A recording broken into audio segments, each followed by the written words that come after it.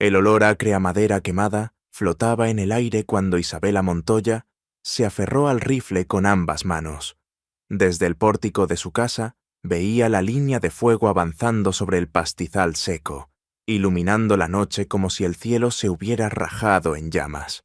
El relincho desesperado de su yegua resonaba desde el corral, y el viento traía consigo un murmullo de voces y cascos que se acercaban. La mujer sabía que aquello no era un accidente. Alguien quería asustarla, o algo peor. Su corazón golpeaba fuerte, no solo por el peligro, sino por la certeza de que, si cedía, todo lo que quedaba de la promesa que un día construyó con su difunto esposo desaparecería para siempre. Esperamos que hayas disfrutado esta historia. Déjanos un me gusta y comparte tus pensamientos en los comentarios. Nos encantaría saber desde dónde nos estás viendo. Ahora, continuemos con la historia. El calor del fuego retrocedía lentamente en su memoria, mientras Isabela apagaba las últimas brasas con un cubo de agua. Amanecía sobre las colinas polvorientas de la Sierra Madre Occidental, y un sol pálido se asomaba tímidamente entre las nubes. La mujer, de cabello oscuro, recogido en un moño apretado y mirada firme, repasaba con los ojos cada metro de su terreno, como si pudiera memorizarlo para defenderlo mejor. El rancho Arroyo del Cielo llevaba 6 meses en decadencia, desde que Pedro, su esposo, muriera al caer de su caballo en plena tormenta. Desde entonces, Isabela no solo luchaba contra la sequía, sino contra la ambición de don Emilio Vargas, un hombre tan influyente como despiadado. Él controlaba gran parte del ganado y el agua en la región. Su oferta de compra por las tierras había sido tan baja como insultante. Aquella mañana, doña Carmen, dueña de la tienda en el pueblo, llegó con un saco de harina y un mensaje velado. Dicen que los apaches han vuelto a las sierras del poniente. Algunos les temen, pero otros dicen que saben cosas que ningún mestizo ni criollo podría aprender en toda su vida. Isabela no respondió de inmediato. En su interior, algo se encendió.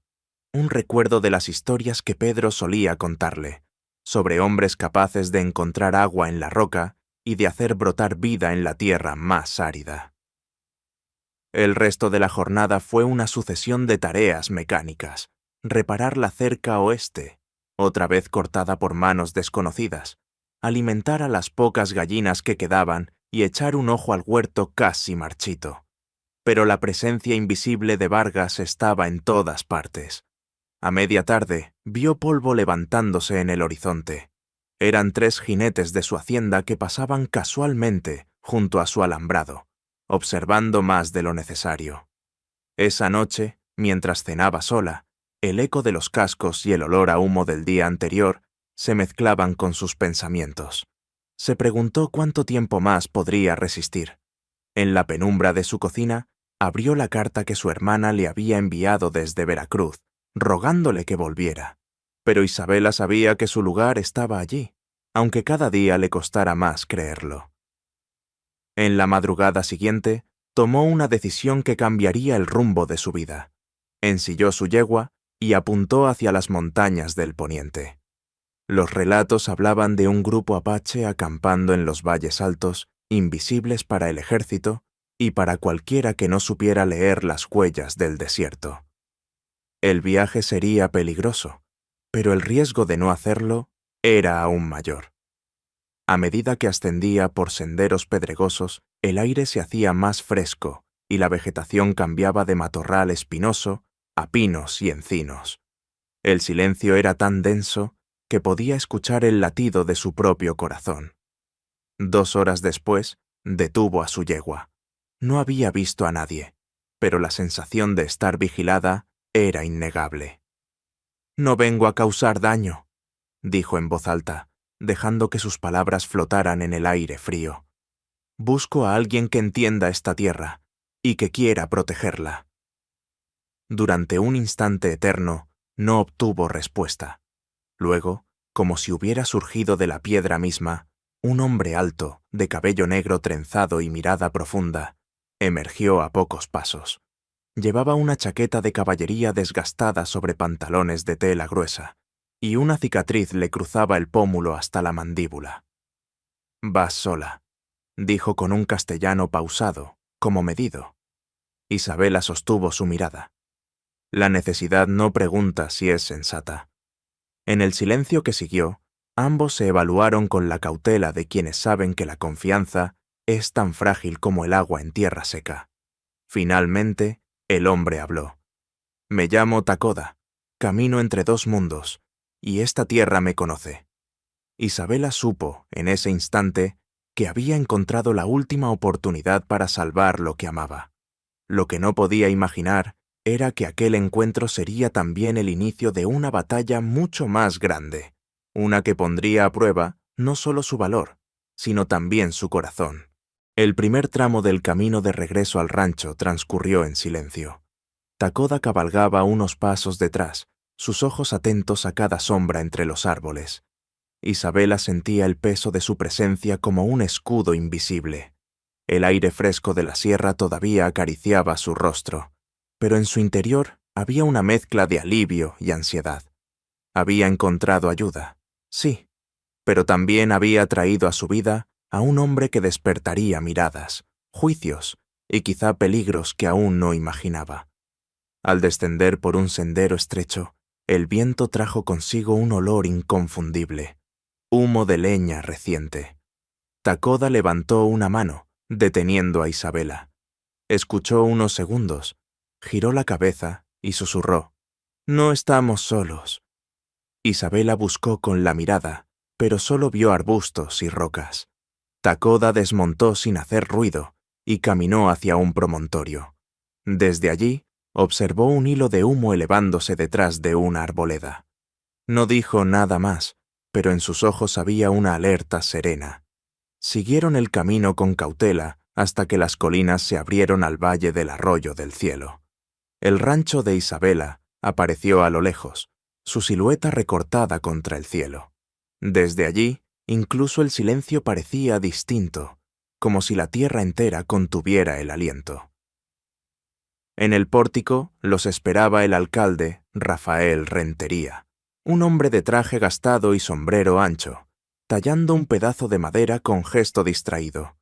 Su vista se endureció al notar la figura de Takoda. «Señora Montoya», saludó, sin apartar la mirada del apache. «Veo que los rumores eran ciertos». Isabela desmontó, con la barbilla en alto. «¿Qué rumores, alcalde?» «Que ha perdido el juicio, entrar sola en territorio apache y volver con uno». Takoda no respondió. Se limitó a mantenerse a su lado, como una sombra tranquila pero vigilante. «El señor Takoda es mi nuevo ayudante», dijo Isabela. «Lo contraté por su conocimiento de cultivos en tierras áridas». El alcalde soltó un resoplido y escupió al suelo. «Así le llaman ahora. En fin, vengo de parte de don Emilio Vargas. Ha aumentado su oferta por el rancho. Dice que es su última cortesía antes de usar otros métodos». Isabela sintió un nudo en el estómago, pero su voz no tembló. «No me interesa su dinero. Debería interesarle. Gente como Vargas no acepta un no, y menos si viene acompañado de compañía salvaje». El mensaje había sido entregado.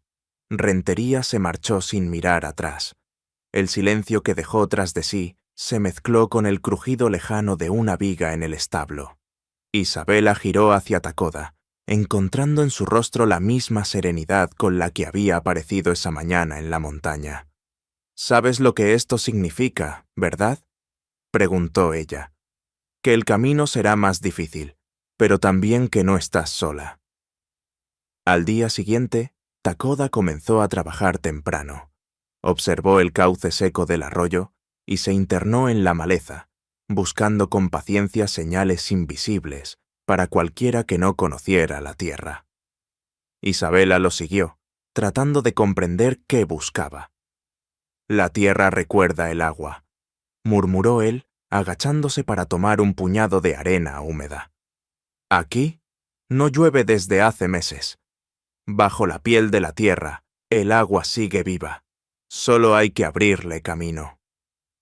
Durante horas, Takoda trazó líneas con un palo largo, marcando posibles zanjas. Isabela lo observaba con creciente curiosidad. Sus movimientos eran seguros, como si cada paso estuviera dictado por una memoria ancestral. Al mediodía, empezaron a cavar el primer canal, y aunque el sol golpeaba fuerte, Isabela sintió algo que hacía tiempo no sentía: esperanza. Esa tarde, mientras tomaban un breve descanso bajo la sombra de un mezquite, Takoda contó una parte de su historia. No lo hizo con dramatismo, sino con una calma que la conmovió más que cualquier lamento. Mi familia murió en un ataque de soldados. Yo estaba de cacería. Volví y encontré solo cenizas. Isabela bajó la vista, reconociendo en esas palabras un eco de su propia pérdida. Perder a alguien no es algo que se supere. Number, pero se aprende a seguir respirando. Se quedaron en silencio, compartiendo el peso de lo no dicho.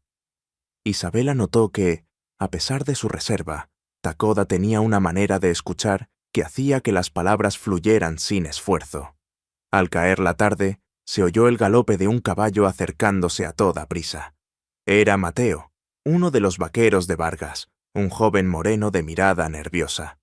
Se detuvo a varios metros y bajó la voz. «No me has visto aquí, doña Isabela, pero Vargas no va a esperar mucho más. Esta noche habló de dar un escarmiento». «¿Qué tipo de escarmiento?», preguntó ella. Mateo dudó, miró a Takoda y luego se encogió de hombros. «Solo tengan cuidado». Se marchó sin decir más, dejando tras de sí un silencio tenso. Takoda miró hacia el horizonte, donde el sol se hundía tras las colinas, tiñendo de rojo el cielo. «Vendrán pronto», dijo, como quien constata un hecho inevitable. «Entonces habrá que estar listos». Esa noche, Isabela apenas pudo dormir. Escuchaba el crujir de la madera, el susurro del viento, cualquier ruido que pudiera anunciar la llegada de intrusos. Afuera, Takoda permanecía junto al establo, de pie, observando las estrellas. Había algo en su figura quieta que transmitía seguridad, y al mismo tiempo un recordatorio constante de que el peligro estaba cerca. En su mente, Isabela empezó a trazar planes, no solo para proteger la tierra, sino para resistir a un enemigo que no conocía la palabra límite. Sabía que el capítulo que estaba por comenzar, y que la llevaría a enfrentarse directamente con don Emilio Vargas, sería más peligroso que cualquier otra cosa vivida hasta ahora. Takoda, sin apartar la vista del cielo, parecía pensar lo mismo, porque en el aire de la noche, entre el olor a mezquite y la amenaza de pasos que aún no llegaban, los dos entendieron que su alianza ya no era solo por la tierra, sino también por algo que ninguno de los dos estaba dispuesto a perder. La noche anterior había dejado una calma engañosa. El amanecer llegó con un cielo limpio y un aire fresco que olía a tierra mojada, aunque no había llovido. Isabela salió al pórtico con una taza de café, mirando el horizonte con el ceño fruncido.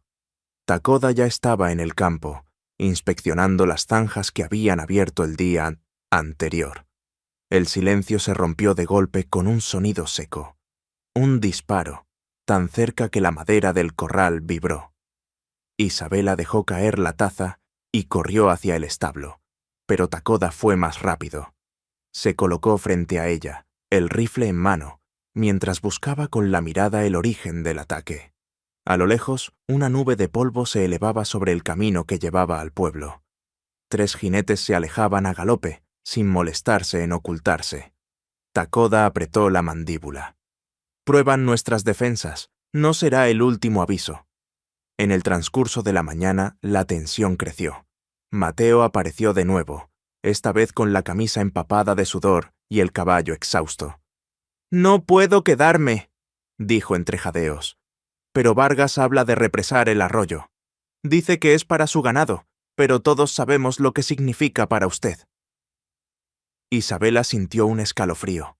Sin el arroyo, ni las zanjas que estaban excavando servirían de nada. Takoda no dijo palabra, pero en sus ojos había un brillo de determinación fría. Si quiere secar tu tierra, primero tendrá que cruzar por aquí, murmuró, señalando el cauce que atravesaba el rancho. Mateo asintió, le lanzó una mirada rápida a Isabela y se marchó sin despedirse. Al caer la tarde, un nuevo visitante llegó al rancho, el alcalde Rafael Rentería. Venía solo, pero su expresión llevaba el peso de malas noticias. «Vengo a advertirle», empezó, sin desmontar. «Vargas tiene influencia y amigos en lugares donde la ley es lo que ellos dicen. Si sigue rechazando sus ofertas, las cosas se pondrán feas». Isabela cruzó los brazos. «¿Eso es una amenaza?» «Es un hecho. Y otra cosa». Miró a Takoda con incomodidad. «El ejército ha estado haciendo preguntas sobre un apache con su descripción. No tardarán en venir». Takoda sostuvo la mirada del alcalde, sin mostrar miedo. «No me oculto». «Pues más le vale empezar», replicó Rentería. «O la arrastrarán a usted también». El alcalde se marchó, dejando tras de sí un silencio pesado.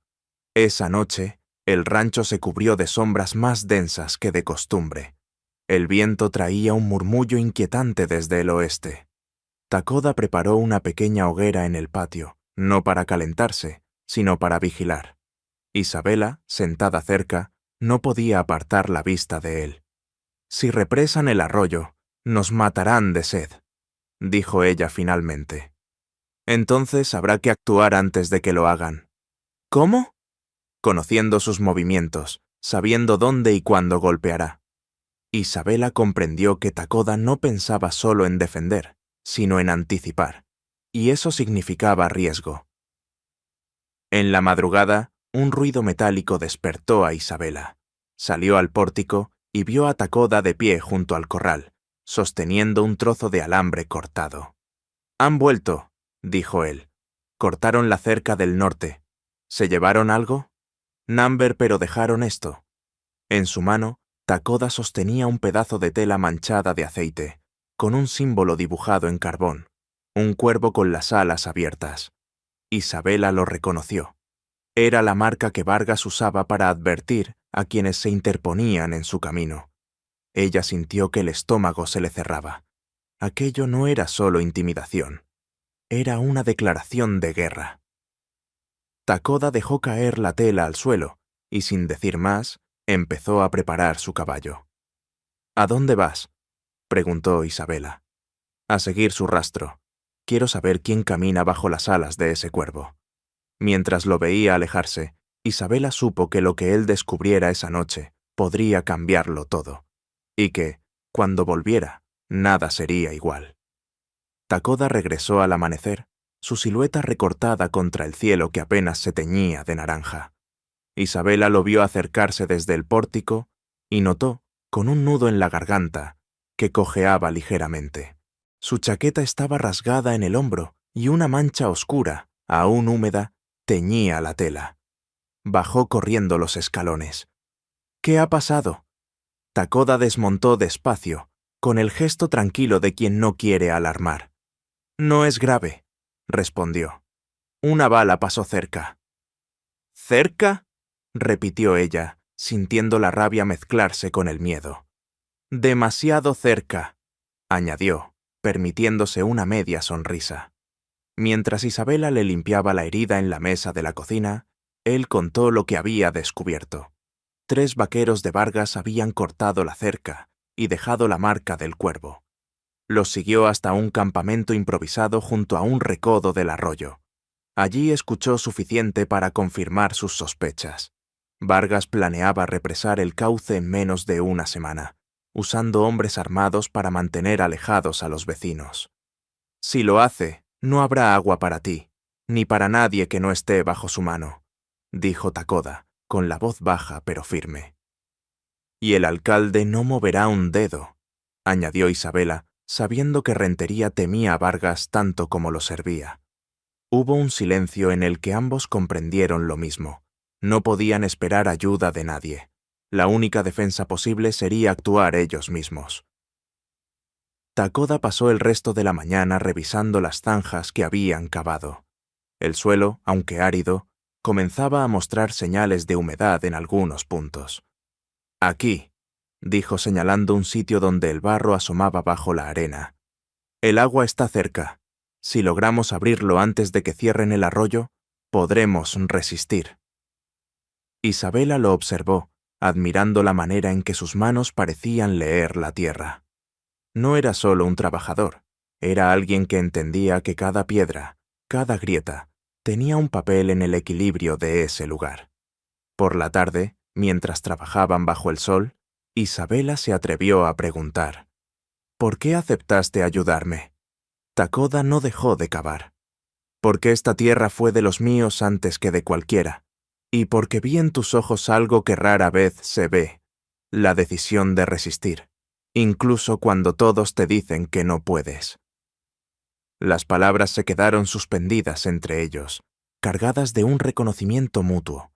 Al anochecer, una nube de polvo apareció en el horizonte.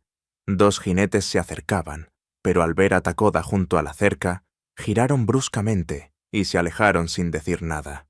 Isabela sabía que aquello era solo un tanteo.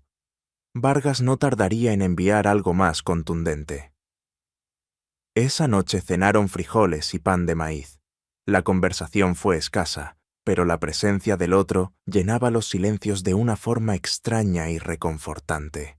Después, mientras Isabela lavaba los platos, vio por la ventana a Takoda, de pie bajo el cielo estrellado, murmurando algo en su lengua. Era una plegaria. Lo comprendió por la manera en que cerraba los ojos y levantaba el rostro hacia la oscuridad. No quiso interrumpirlo. En cambio, apoyó la frente contra el marco de la ventana y dejó que una sensación nueva la envolviera, la certeza de que, aunque el peligro era real y cercano, no lo enfrentaría sola. A la mañana siguiente, el sonido de cascos la despertó antes del alba. Esta vez no eran pocos.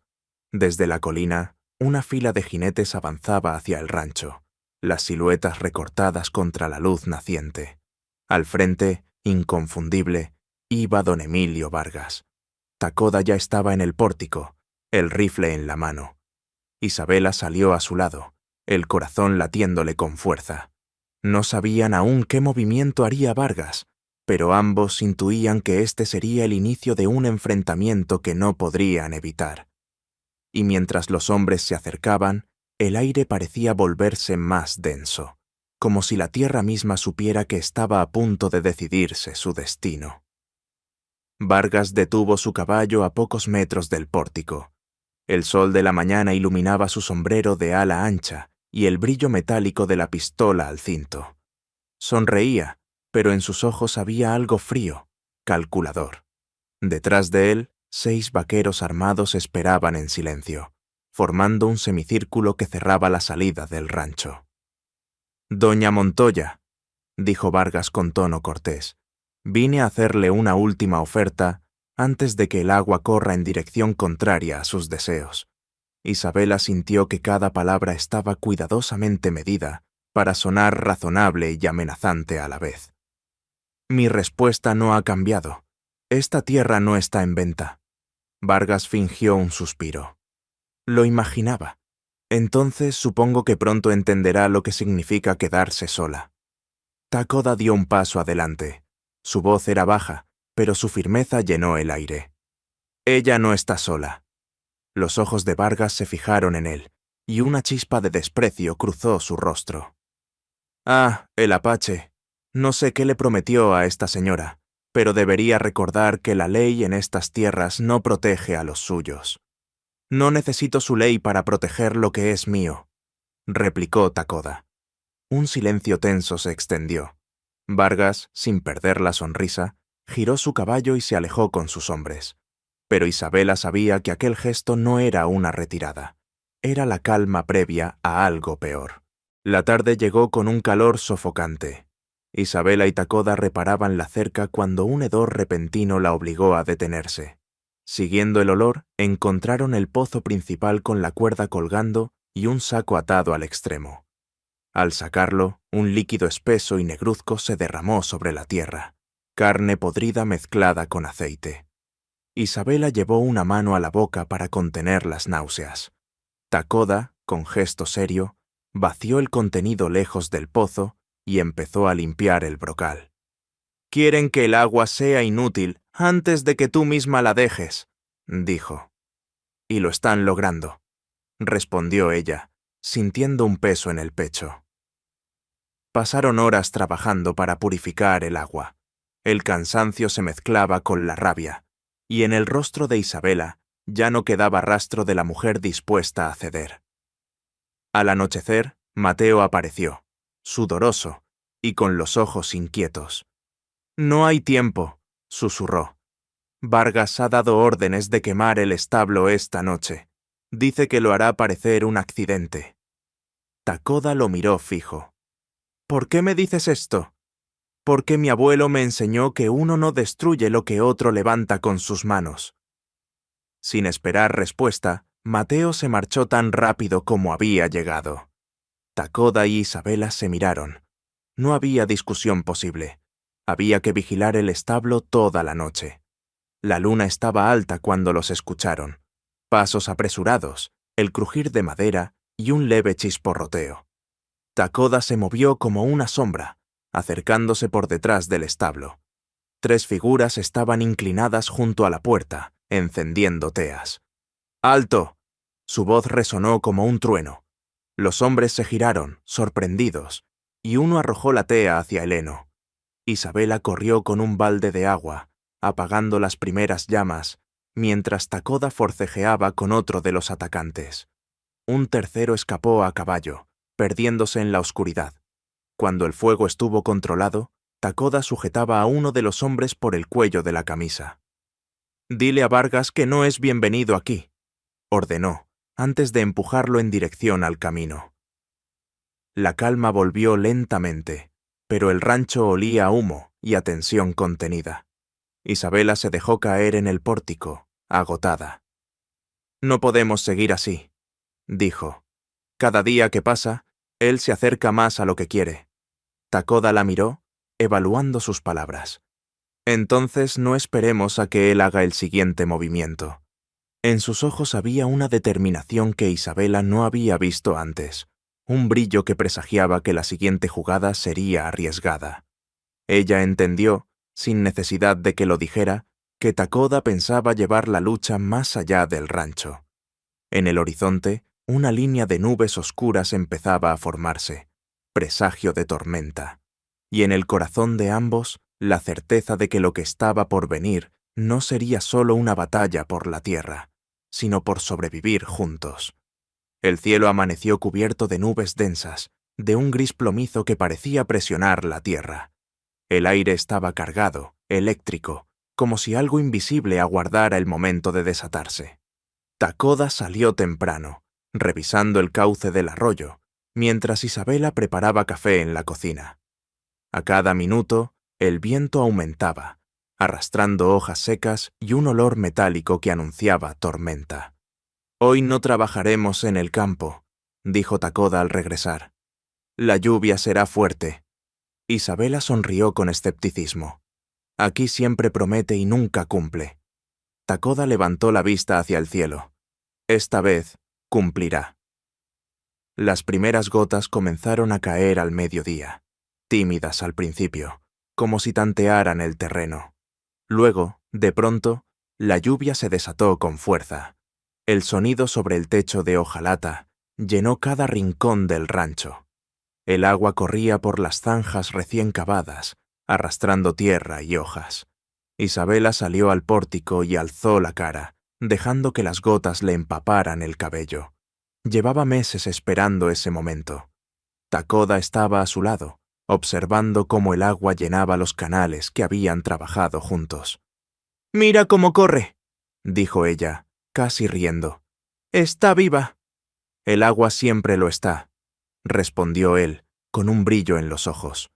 Un trueno retumbó tan cerca que la hizo dar un pequeño salto. Takoda, instintivamente, le puso una mano en el hombro, un gesto firme que transmitía calma. La proximidad de su cuerpo y el calor de su palma le hicieron notar un pulso acelerado que no tenía que ver solo con la tormenta. La lluvia continuó durante horas, convirtiendo el patio en un mar de charcos. Al caer la tarde, Takoda y Isabela recogieron mantas y se instalaron junto a la chimenea. El crepitar del fuego se mezclaba con el golpeteo constante de la lluvia en el techo. Cuando era niña, dijo Isabela, mi madre me decía que la lluvia trae consigo nuevas oportunidades. En mi pueblo, contestó Takoda, decimos que es el espíritu de la montaña que baja para bendecirnos. Hubo un silencio en el que sus miradas se encontraron. No era un momento buscado, pero sí inevitable. Takoda, con un movimiento lento, tomó la mano de Isabela. Ella no la retiró. En cambio, la apretó con fuerza. El sonido de la tormenta parecía envolverlos en un mundo aparte. Fue entonces cuando él se inclinó y con la misma serenidad con la que trabajaba la tierra, la besó. Un beso contenido, respetuoso, pero lleno de una promesa silenciosa. Al anochecer, la tormenta empezó a amainar. Isabela salió a revisar el campo. Las zanjas rebosaban de agua y el arroyo corría con fuerza renovada. La esperanza que había sentido se multiplicó al ver que el trabajo de ambos empezaba a dar frutos. Pero la calma duró poco. En la distancia, un punto de luz oscilaba en la oscuridad. Una antorcha. Luego otra y otra más. Takoda salió a su lado, la mirada fija en el resplandor que avanzaba lentamente hacia el rancho. No son vecinos, dijo él. Vargas. Takoda asintió. Vendrán a ver si la tormenta te hizo bajar la guardia. Decidieron no encender más luces y se movieron con cautela dentro de la casa. Desde una ventana vieron cómo 3 hombres pasaban junto al corral, revisando los postes y mirando hacia la casa. No intentaron entrar, pero uno de ellos clavó algo en la cerca, una tabla con el mismo símbolo del cuervo pintado en carbón. Cuando se alejaron, Isabela y Takoda salieron a quitarla. El símbolo estaba fresco, y la madera aún caliente por la mano que la había sostenido. «Esto no es advertencia», dijo Takoda. «Es invitación a la guerra». Isabela respiró hondo, sintiendo que el beso de esa tarde, la lluvia, el fuego en la chimenea, todo quedaba ahora envuelto en la amenaza que se cernía sobre ellos, y en su interior algo se endureció. «Entonces aceptemos la invitación», respondió. Takoda la miró con una mezcla de respeto y preocupación. Sabía que ese paso los llevaría a cruzar una línea de la que no habría vuelta atrás. Y sin embargo, también sabía que la verdadera batalla estaba a punto de comenzar. En el horizonte, los truenos se habían ido, pero otra tormenta, mucho más peligrosa, se preparaba para caer sobre el arroyo del cielo. La noche estaba tan oscura que ni siquiera la luna se asomaba entre las nubes. Isabela dormía en un sueño ligero, inquieto, cuando un olor acre la despertó. Se incorporó de golpe. Humo. Corrió a la ventana y vio un resplandor anaranjado en la parte trasera del rancho. El establo. «¡Takoda!», gritó mientras se ponía un chal sobre los hombros. Él ya estaba en pie, rifle en mano. Salió a toda prisa, seguido por Isabela, y el calor creciente del fuego les golpeó en el rostro antes de llegar. Las llamas devoraban la paja seca y lamían los postes como si fueran velas. Los caballos relinchaban, golpeando los portones con desesperación. Takoda no dudó. Cubriéndose con una manta mojada, se metió entre el humo para liberar a los animales. Isabela corrió a la bomba de agua, llenando cubos y arrojándolos contra el fuego. Un caballo salió al galope, luego otro, hasta que los últimos escaparon con un chasquido de látigo improvisado de Takoda. Pero el fuego crecía demasiado rápido. Las chispas volaban hacia el techo de la casa, arrastradas por el viento. Isabela sintió un miedo frío. Si alcanzaba la vivienda, lo perderían todo. En medio del caos, un silbido cortó el aire. Takoda se agachó justo a tiempo para esquivar una bala que se incrustó en un poste. Isabela giró y vio sombras moviéndose entre los matorrales. No estaban solos. «¡Vete adentro!», ordenó él mientras se parapetaba tras un bebedero. Respondió con un disparo que hizo retroceder a las figuras. Una segunda bala silbó, rompiendo una teja de la casa. El olor a pólvora se mezcló con el humo. Finalmente, cuando la lluvia de chispas comenzó a disminuir, los atacantes se retiraron. Quedaron solo el crepitar de las brasas y el jadeo de ambos. El establo estaba perdido. Solo quedaba una estructura carbonizada y un terreno cubierto de cenizas. No tuvieron tiempo de descansar. Un galope fuerte se escuchó desde el camino. Isabela sintió el corazón encogerse al ver llegar a Rafael Rentería, el alcalde, con 2 guardias montados. «Por orden del gobernador de Chihuahua», dijo, bajando del caballo. «Tacoda queda arrestado por allanamiento, robo de ganado y agresión armada». «¡Eso es mentira!», replicó Isabela, todavía con la voz ronca por el humo. «No es mi palabra, es la denuncia de don Emilio Vargas», respondió Rentería, sin mirarla directamente. «Y lleva su firma y la de 3 testigos». Tacoda se mantuvo en silencio, observando al alcalde y a los guardias. Sabía que resistirse significaría poner en riesgo también a Isabela. Pero ella dio un paso al frente, interponiéndose. «Si lo arrestan, tendrán que arrestarme a mí también. Él estaba aquí, trabajando conmigo». Rentería apretó los labios, incómodo. «Señora Montoya, le doy 1 hora. 1 hora para que él se entregue, o volveré con más hombres». Montó de nuevo y se alejó, dejando tras de sí el sonido sordo de los cascos contra la tierra húmeda. Isabela y Tacoda entraron en la casa. La luz de la lámpara apenas iluminaba sus rostros ennegrecidos por el hollín. «Si te entregas, Vargas gana», dijo ella. «Si me quedo, te pondré en peligro, y él no se detendrá». «Entonces no nos quedemos». Tacoda la miró, evaluando su determinación. «Irnos significará dejarlo todo atrás. Lo que queda aquí ya no es seguro», respondió, señalando por la ventana el establo destruido. Un silencio pesado se extendió. Luego, Tacoda asintió. «Partiremos antes del amanecer». La noche se volvió una carrera silenciosa. Isabela recogió documentos, algo de ropa y unas monedas escondidas bajo el suelo de la cocina. Tacoda preparó a los caballos rescatados, revisando cada cincha. Antes de salir, Isabela dio un último vistazo al rancho. Cada rincón guardaba un recuerdo. La mesa donde Pedro desayunaba, el roble que plantaron juntos, el pórtico desde el cual veía ponerse el sol. Sentía que arrancaba una parte de sí misma, pero también que no tenía otra opción. «Vámonos», dijo, con la voz firme. Salieron por un sendero lateral, evitando el camino principal. La noche estaba húmeda y oscura, y solo el crujido de las ramas bajo los cascos rompía el silencio. En su interior, Isabela sabía que el viaje sería peligroso. El pueblo de Santa Fe quedaba lejos, y entre ellos y la justicia se extendían días de camino vigilados por hombres de Vargas. Tacoda cabalgaba unos pasos por delante, atento a cada sonido. No dijo nada, pero en su mente ya trazaba las rutas y escondites. Sabía que el siguiente paso no era solo huir, sino llegar con pruebas que pudieran derribar al hombre que los había puesto en esa situación. En el horizonte, las nubes se abrían para dejar pasar un hilo de luz lunar, y bajo ese resplandor tenue, ambos comprendieron que la huida no era el final de su lucha, sino el verdadero comienzo.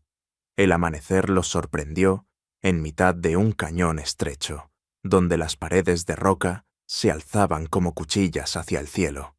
El silencio allí era distinto, pesado, expectante, roto apenas por el eco de los cascos y el murmullo lejano del agua. Isabela mantenía la vista fija en el sendero, pero su mente estaba alerta. Cada sombra parecía esconder un peligro. Tacoda, al frente, detuvo de pronto su caballo y levantó la mano.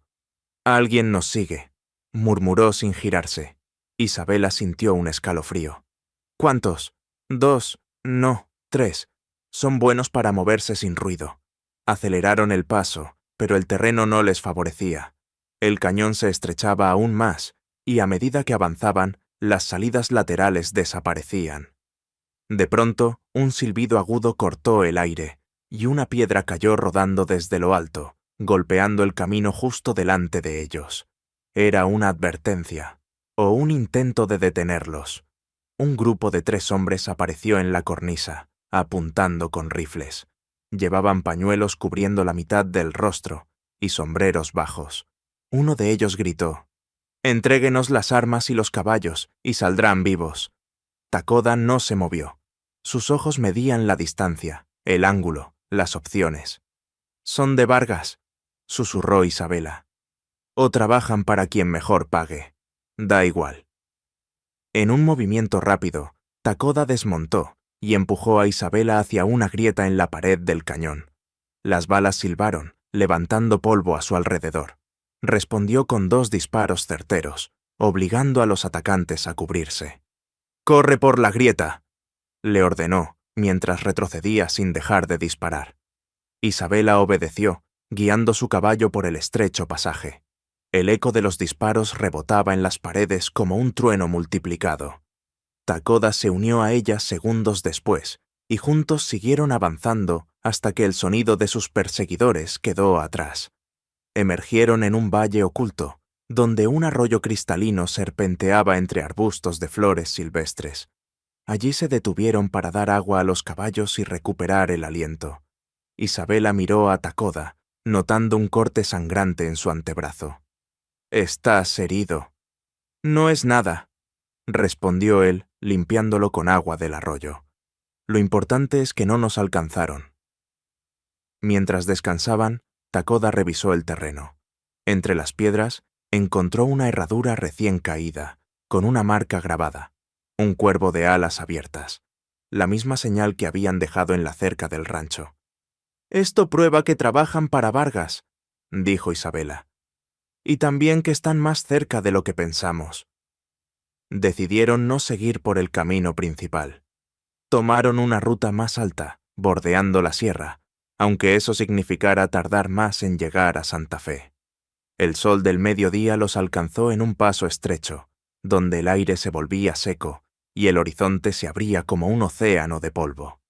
En la distancia, Takoda divisó una columna de humo. No era natural, salía recta, constante, como la de una fogata vigilada. «Podría ser un campamento», dijo él, «o una trampa.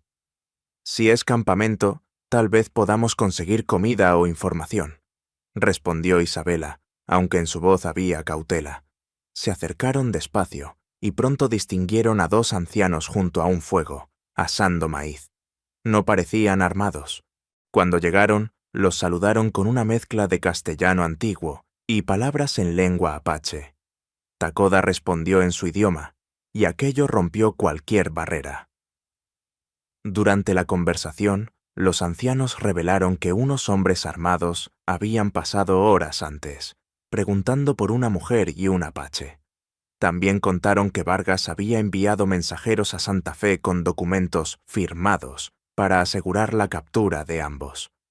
«Si llegan antes que ustedes», advirtió el anciano, «encontrarán a la ley esperando». Takoda y Isabela intercambiaron una mirada grave. Tenían que adelantarse a esos mensajeros. Partieron de nuevo, esta vez sin detenerse ni al caer la noche. La luna iluminaba el sendero, y el frío de la sierra se colaba por la ropa.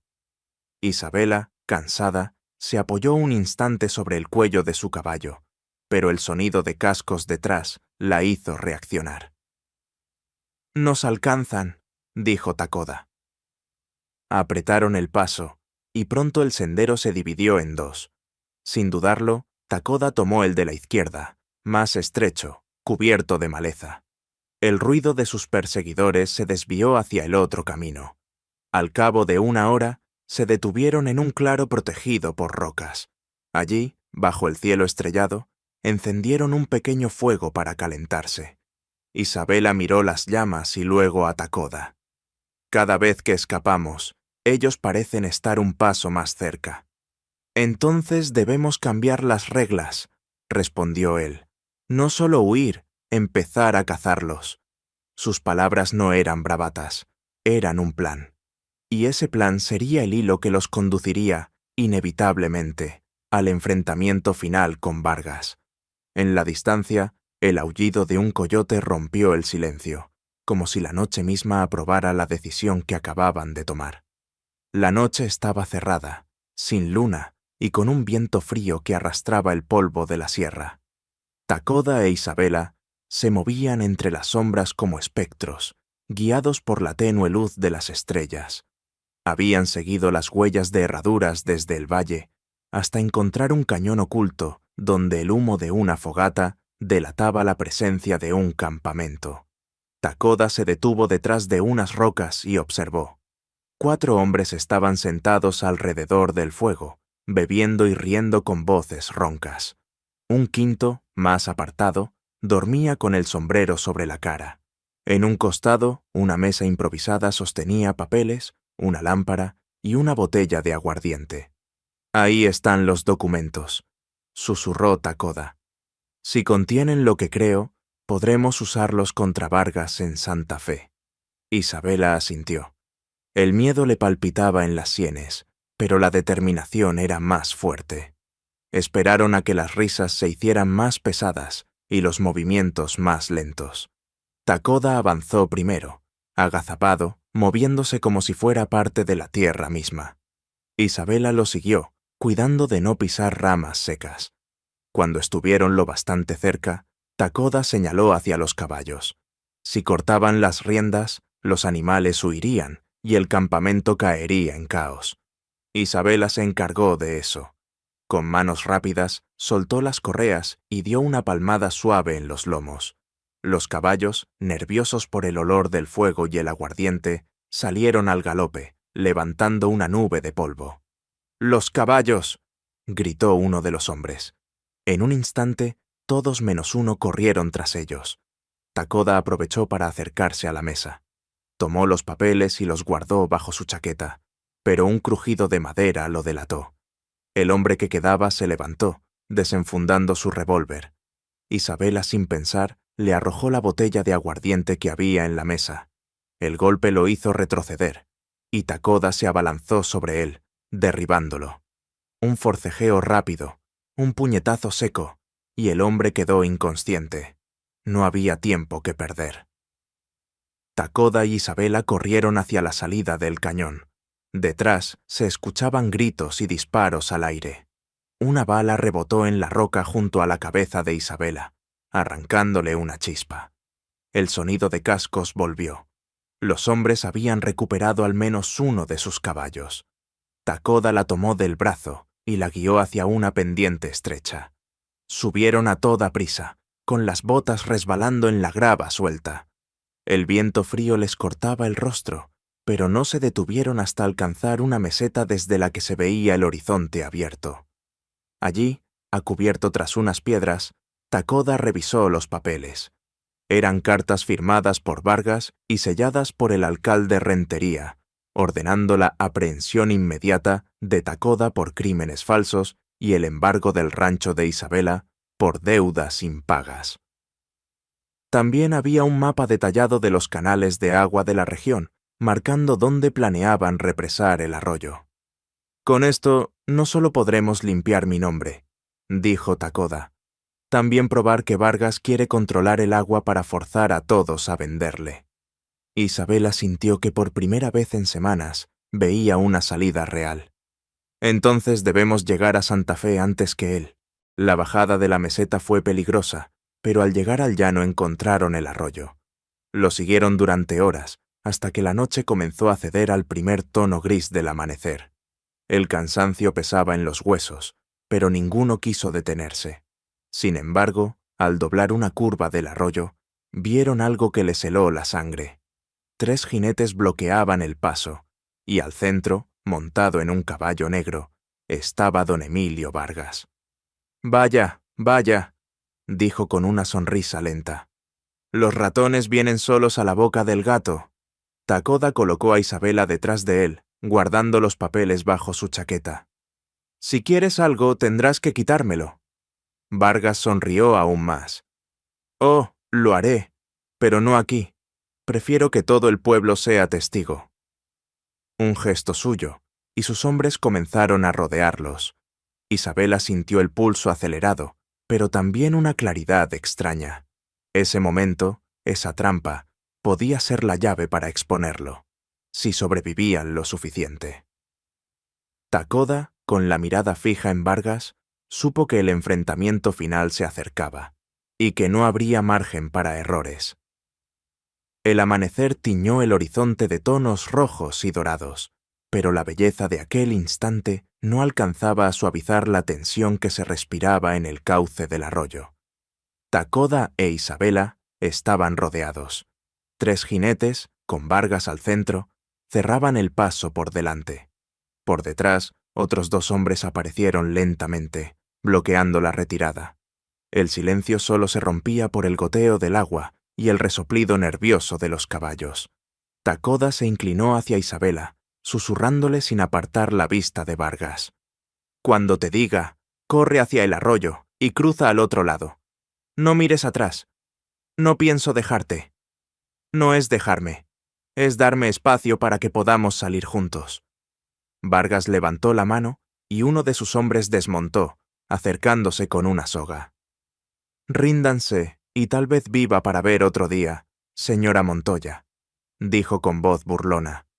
«Este indio tendrá menos suerte». Takoda dio un paso adelante, dejando que el sol iluminara su rostro. «Si quieres lo que llevo, ven tú mismo». El gesto provocó que Vargas frunciera el ceño. Bajó lentamente del caballo y avanzó unos pasos. El agua del arroyo chapoteaba bajo sus botas. Cuando estuvo a unos metros, Takoda gritó: «¡Ahora!». Isabela corrió hacia la orilla. Al mismo tiempo, Takoda empujó con fuerza a Vargas, haciéndolo caer al agua, y se abalanzó sobre el hombre de la soga. Un golpe certero lo dejó fuera de combate.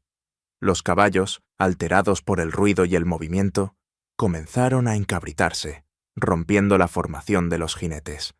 Isabela alcanzó la otra orilla, girando para cubrir a Takoda con el rifle que había escondido bajo su manta. Un disparo resonó, y uno de los hombres de Vargas cayó al suelo.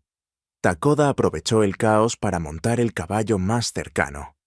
«¡Sube!», gritó a Isabela. Ella saltó detrás de él, y juntos galoparon río arriba, esquivando las balas que rebotaban en las piedras. Cabalgaban sin descanso, siguiendo el curso del agua que los guiaría hacia el camino principal a Santa Fe. El viento frío les cortaba el rostro, pero la adrenalina mantenía sus cuerpos alerta. A medida que avanzaban, Takoda revisaba mentalmente las rutas para evitar emboscadas. Al caer la tarde, divisaron las primeras casas de adobe que anunciaban la cercanía de la ciudad, pero no podían entrar así como así. Si los hombres de Vargas habían llegado antes, la guardia estaría esperándolos. Se detuvieron en un pequeño mesón a las afueras. La dueña, una mujer mayor de ojos astutos, reconoció a Isabela de sus visitas pasadas. «No pueden quedarse aquí mucho tiempo», dijo en voz baja. «Vargas estuvo esta mañana, preguntando por ustedes». Takoda sacó los papeles de su chaqueta y los colocó sobre la mesa. «Necesitamos que esto llegue al gobernador antes que él». La mujer los revisó por encima, y su expresión se endureció. «Conozco a alguien en la oficina de correos que es leal al gobernador, no a Vargas, pero tendrán que crear una distracción para que pueda entrar sin que la sigan». Esa noche, Takoda e Isabela caminaron por las calles adoquinadas de Santa Fe como si fueran simples viajeros. Vargas y 2 de sus hombres estaban en la plaza, vigilando los accesos al edificio gubernamental. La tensión era palpable. Takoda se separó, acercándose a un grupo de músicos callejeros. Con unas pocas monedas, pidió una canción animada y empezó a aplaudir, atrayendo la atención de curiosos, y también de los hombres de Vargas. Mientras tanto, Isabela, aprovechando el gentío, se escabulló hacia la oficina de correos, donde la mujer del mesón ya la esperaba. El intercambio fue rápido. Los papeles se colocaron en un sobre sellado con cera. y un mensajero montado partió de inmediato hacia la residencia del gobernador. Cuando Isabela regresó a la plaza, Takoda ya se había mezclado de nuevo con la multitud. No pasó mucho antes de que un destacamento de la Guardia Real apareciera, marchando con paso firme hacia Vargas. El capitán, un hombre alto de bigote espeso, habló con voz clara para que todos escucharan. Don Emilio Vargas queda arrestado por cargos de corrupción, falsificación de documentos y abuso de poder. El murmullo del público creció. Vargas intentó protestar, pero el capitán mostró los documentos que acababan de recibir, con el sello del gobernador. Los hombres de Vargas bajaron la vista, rindiéndose. Isabela sintió que el aire volvía a entrar en sus pulmones. Takoda, a su lado, no sonrió, pero en sus ojos brillaba la satisfacción silenciosa de quien ha cumplido su objetivo. Los días siguientes fueron un torbellino. El gobernador confirmó que las tierras de Isabela quedaban libres de cualquier deuda falsa y que Takoda era inocente de todos los cargos. Vargas fue enviado a Chihuahua para ser juzgado, y el alcalde Rentería dimitió antes de enfrentar la investigación en su contra. Pero, aún con la justicia de su parte, Isabela sabía que su rancho estaba en ruinas, el establo quemado, las cercas derribadas. Reconstruir significaría empezar casi desde cero. «Podemos volver y levantarlo otra vez», dijo Takoda una tarde, mientras miraban el horizonte desde la colina cercana a Santa Fe. «No será fácil, pero la tierra aún está viva». Isabela lo observó, viendo no solo al hombre que había defendido sus campos, sino al que había compartido su soledad y sus miedos. «Sí, pero esta vez no lo haré sola». Regresaron semanas después, llevando consigo no solo provisiones y herramientas, sino también un grupo de vecinos que, inspirados por su resistencia, ofrecieron ayuda. Las zanjas volvieron a llenarse de agua, el corral se reconstruyó, y las semillas encontraron tierra húmeda para crecer. En las noches, junto al fuego, Isabela escuchaba a Takoda contar historias de su pueblo, y él, a su vez, oía los recuerdos de ella sobre la infancia en esas tierras. La amenaza había pasado, pero lo que quedó entre ellos era algo más profundo que la victoria, un compromiso silencioso de cuidar no solo la tierra, sino también el uno al otro. Años después, quienes viajaban por el arroyo del cielo podían ver un rancho próspero, con campos verdes y un establo nuevo.